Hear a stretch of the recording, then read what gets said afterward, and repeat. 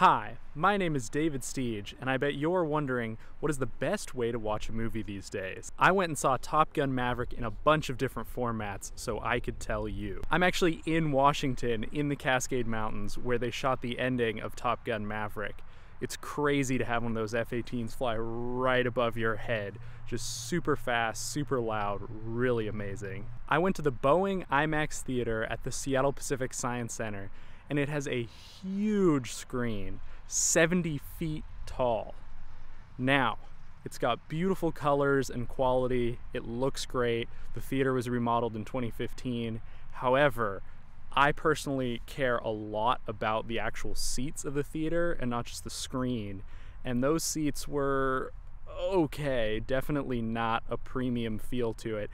And there was no reserved seating, which caused me to be sitting a lot farther off to the side than I want, which is especially big of a downside when you're sitting at an IMAX theater that's really tall.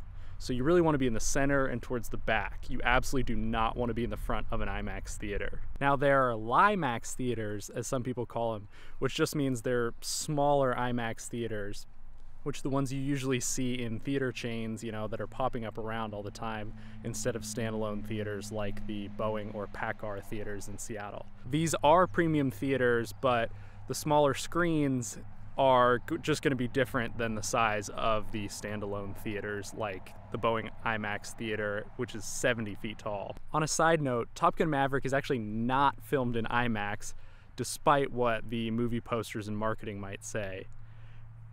Through a very deceptive marketing strategy, IMAX now actually leases its name out to any camera company really that it wants to be able to claim that it was shot on IMAX quality cameras, whatever that means.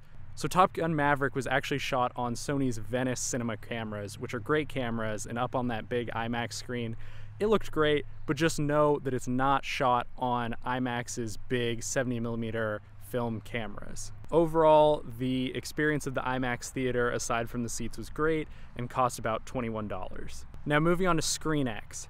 You won't be able to see footage in a ScreenX theater anywhere else on DVD, anywhere, ever again because of the way that it's shot and displayed. ScreenX theaters have one central screen in the middle, just like any other movie theater. However, they have the theater walls on each side displayed with projectors so that you get a 270-degree field of view experience.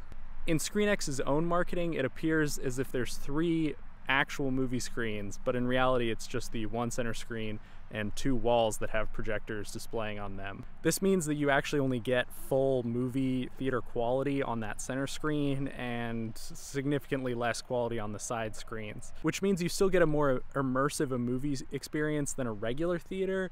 But considering that the theaters are not purpose-built, they have 90-degree angles of their walls just like a normal theater, so your eyes don't really get to see very much on those side walls, even though it's 270-degree viewing angle, because your vision needs to be at a curve, not just that 90-degree angle. But it still makes you feel like you're in the movie more because of just how much, light's coming at you and how much more everything kind of moves in front of your field of vision. But it's not real 3 movie screens. The 90-degree angles make it so that other side footage is kind of distorted. However, the difference between the screen and the walls being separated actually didn't bother me as much as I thought it would.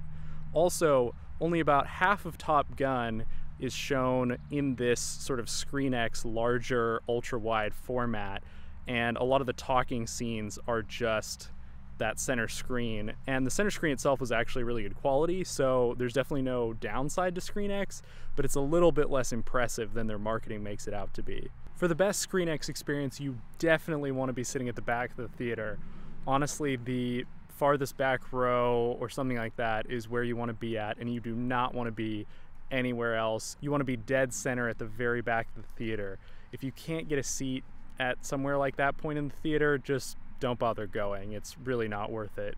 The ScreenX theater that I saw it at was at the Seattle Regal Thornton Cinema, and the seats were above average, but not really premium quality. They don't recline, they're just kind of larger and oversized. and they're still reserved, of course, which is nice, but not quite the best seats that I've been in a movie theater. Tickets were about $20, and I'd say compared to just your average theater, it's definitely more interesting, but I think there are better options if you have a choice. Now, the 4DX theater is by far the most fun. Highly recommend. 4DX simulates a amusement park style ride where the seats move around and back and forth and up and down, and you have little jets of air that come out by your ears, by your feet. There's a strobe light, so if you have any problems with that, be aware of that. It has pistons that punch you in the back. During the previews, where there's a lot of intense action repeatedly over and over, I almost got thrown out of my seat a little bit. It was definitely pretty fun, and one gentleman sitting close to me, though, he actually got up and left the theater during the previews because I think it was a little too intense for him. So just be aware that it's like a mild roller coaster. I would not recommend eating food at a 4DX theater.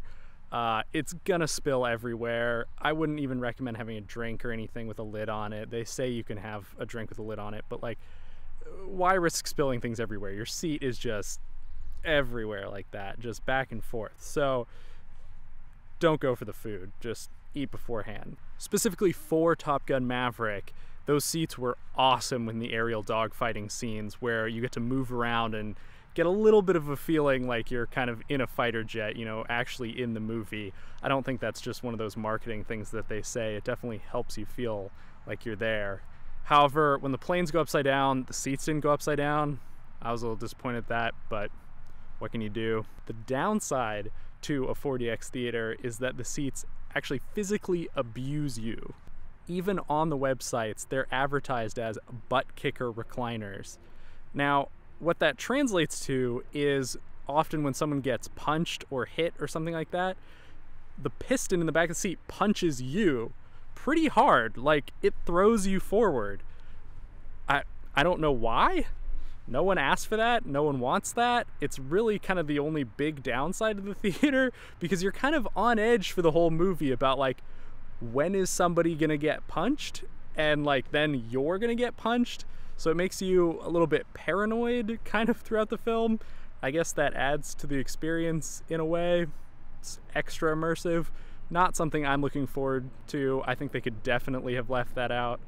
However, some of the things like the little puffs of air by your head and by your feet, which can be kind of surprising, are pretty cool when it comes to something like Top Gun Maverick, where you have the aerial dogfighting scenes and the machine guns from the planes or helicopters or whatever are shooting. The little air whistling by your ears kind of makes it feel like you're being strafed and really kind of adds to the experience. Another thing I don't care for particularly about the effects in the 4DX theater, though, are the inconsistencies. So you don't really know when an effect is going to be the same for a punch or a gunshot or a car explosion, whatever. They didn't do a great job of keeping everything consistent, but there's a lot of movement and it works pretty well and it's pretty fun. The fans in the theater blow a lot of air on you, so it's really nice if it's a warm day and acts kind of like air conditioning, really adds to the process. But if it's cold outside, bring a jacket. You're gonna get cold in the theater, especially by the end of the movie. The last downside of the 4DX theater is, of all the theaters I went to go see, it had probably the lowest resolution screen. The colors were kind of a bit off. It just wasn't as good, especially as the other premium formats, but the seats really make up for it, and I think it's worth it. I went to go see it at the Seattle Regal Meridian, and it was about $26, so it was the most expensive, but I thought it was the most fun, and I can highly recommend for an action movie. So which premium format is the best to see a movie in nowadays? Well, that's tricky because theaters are franchised and not all movie theaters are the same.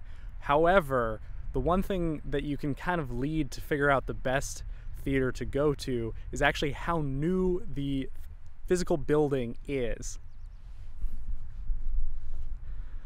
Often the newest movie theaters will have the best screens, best sound, best recliners.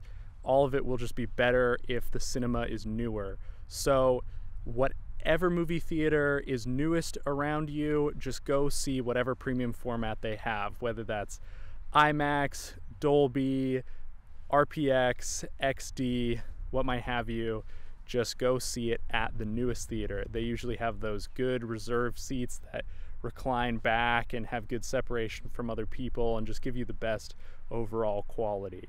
So again, just go see whatever premium format is at the newest, most updated theater near you. In the comments, let me know what you thought of Top Gun Maverick and the premium format that you chose to go see the movie in. And of course, make sure to like and subscribe.